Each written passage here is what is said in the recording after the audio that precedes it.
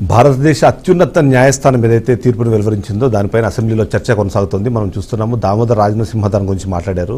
ఇది ఏ వర్గాలని తక్కువ చేయడం కానివ్వడం కాదు, ఇది ఒక చారిత్రాత్మక తీర్పు, దీంట్లో ప్రతి ఒక్కరు భాగస్వామ్యులు అవ్వాలి. అప్పటికే ఉన్న డిస్క్రిమినేషన్ని పక్కకు తప్పించేందుకు తీసుకున్న ఈ నిర్ణయాన్ని ఖచ్చితంగా స్వాగతిస్తున్నారు. అదే సందర్భంలో ఈ నిర్ణయం రావడానికి సీఎం రేవంత్ రెడ్డి చేసిన కృషికి సంబంధించిన డిస్కషన్ కూడా తను చేయడము మనం చూసాం. దాంతోపాటు కడియం శ్రీహరి కూడా దీని గురించి మాట్లాడారు. 1994 నుంచి 1994 జూలైలో ప్రారంభించి 2024 జూలైలోనే ఈ తీర్పు రావడం అనేది యాదృచ్ఛికమైనా సరే, బట్ ఖచ్చితంగా ఇది చారిత్రాత్మకమే.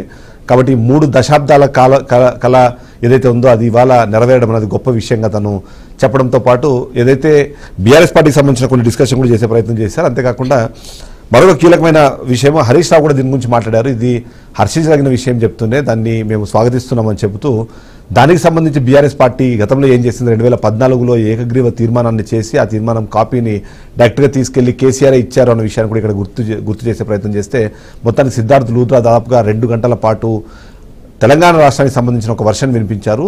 దాని తర్వాత ఈ తీర్పు వచ్చింది. కాబట్టి ఈ తీర్పు రావడంలో తెలంగాణ ప్రభుత్వం సంబంధించిన పాత్ర ఉందని చెప్పే ప్రయత్నం అయితే ఇప్పుడు తెలంగాణ అసెంబ్లీలో జరుగుతుంది. ఇదే సందర్భంలో ఈ మొత్తాన్ని చూస్తే మాత్రం ఖచ్చితంగా మాలల రిజర్వేషన్ సంబంధించి ఎస్సీ వర్గీకరణకు సంబంధించి ఎప్పుడు మాట్లాడినా ఖచ్చితంగా ముందుకు అందరికీ గుర్తొచ్చే పేరు మందకృష్ణ మాదిగ. ఎందుకంటే మాదిగ దండోర దగ్గర నుంచి స్టార్ట్ చేస్తే చివరికి, ఎందుకంటే ప్రతి ఒక్కరికి గుర్తుండేది తెలంగాణ రాష్ట్రంలో ఎన్నికల సమయంలో ఏదైతే మనం చూసామో ప్రధాని మోడీ డైరెక్ట్గా తను తీసుకొని వచ్చి తన పక్కన కూర్చోబెట్టుకొని మరి ఎస్సీ వర్గీకరణకు సంబంధించిన దానికి మేము సానుకూలంగా ఉన్నామని చెప్పడము, ఆ తర్వాత జరిగిన పరిణామ క్రమంలో కంపల్సరీ మందకృష్ణ మాదిగని ఇక్కడ అందరూ అభినందిస్తున్న పరిస్థితి మనం చూస్తున్నాం. అదే సందర్భంలో ఎవరికి వాళ్ళు కేవలం ఒకరే కాదు, చాలా ఉద్యమాలు జరిగాయి, చాలామంది ఉద్యమ నేతలు దీంట్లో భాగస్వామ్యం అయ్యారని చెప్పే ప్రయత్నం చేస్తున్నారు. కానీ మందకృష్ణ మాదిగకి సంబంధించిన పాత్ర చాలా కీలకం కాబట్టి ఒకసారి ఆయన దీని గురించి రెస్పాండ్ అయ్యారు. ఎందుకంటే ఎప్పుడైతే తీర్పు వచ్చిందో తీర్పు తర్వాత మందకృష్ణ మాదిగ రెస్పాండ్ అయ్యారు. ఆ వీడియోని ఒకసారి మనం ఇప్పుడు చూద్దాం.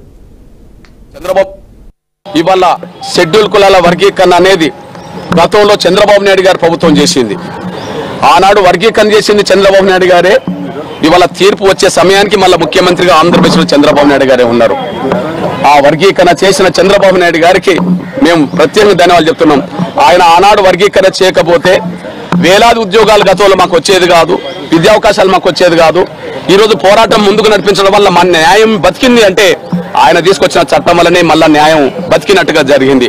అందువల్ల గౌరవ చంద్రబాబు నాయుడు గారితో పాటు వర్గీకరణ ఉద్యమానికి అండదండలు అందించిన ఈ 30 ఏళ్ళు ఉద్యమం నిలబడడానికి, ఈ 30 ఏళ్ళు ఉద్యమం ముందుకు సాగడానికి, అంతిమంగా విజయం సాధించడానికి అండదండలు అందించిన ప్రతి ఒక్కరికి, ప్రతి సామాజిక వర్గ పెద్దలందరికీ పేరు పేరున నేను ధన్యవాదాలు తెలియజేస్తున్నాను. ఈ విజయం మాత్రం అమరులకు, ఉద్యమకారులకు, మద్దతు ఇచ్చిన సమాజానికి అంకితం ఇస్తున్నామనే విషయం కూడా తెలియజేస్తున్నాం. షెడ్యూల్ కులాల వర్గీకరణ ఉమ్మడి ఆంధ్రప్రదేశ్ చేసిందే ఆంధ్రప్రదేశ్ ముఖ్యమంత్రి ఉన్నప్పుడు చంద్రబాబు నాయుడు గారు. కాబట్టి ఇప్పుడు ఆటోమేటిక్గా చంద్రబాబు నాయుడు గారు మళ్ళీ ముఖ్యమంత్రిగా ఉన్నాడు. ఆయన వర్గీకరణ చేస్తామని పదే హామీ ఇచ్చి జనంలోకి వెళ్ళాడు. మాదిగలందరూ ఆయనకు సంపూర్ణ సహకారం అందించారు. వర్గీకరణ మళ్ళా సుప్రీంకోర్టు అనుకూలమైన తీర్పిచ్చిన సమయంలో చంద్రబాబు నాయుడు గారు ముఖ్యమంత్రి ఉండడం అనేది మా జాతికి భవిష్యత్తుకు ఉపయోగపడుతుంది. రేపు వర్గీకరణ జరుగుతుంది. ఆ స్థానంలో మరొకరు కనుక ఉంటే మా వర్గీకరణ జరిగేది కాదు.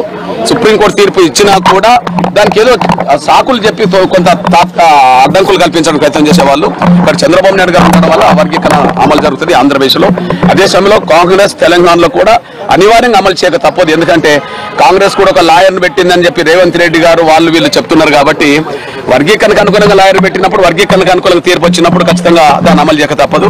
ఇది కర్ణాటకలో కూడా అమలు చేయక తప్పదు. ఒక మాట చెప్పాలంటే రిజర్వేషన్ల సిస్టమే 2వ అడుగు వేయబోతుంది. దాదాపు స్వాతంత్రం వచ్చిన కాంచి, రాజ్యాంగం వచ్చిన కాంచి ఉమ్మడి రిజర్వేషన్ల విధానమే ఉన్నది. దానివల్ల అందుకున్న వాళ్ళకే రిజర్వేషన్ల ఫలాలు అందినాయి, అందుకున్న కులాలకే రిజర్వేషన్ల ఫలాలు అందినాయి. కానీ ఇప్పుడు అట్లా కాకుండా అందుకోలేని వర్గాలకు, అందుకోలేని వ్యక్తులకు, కుటుంబాలకు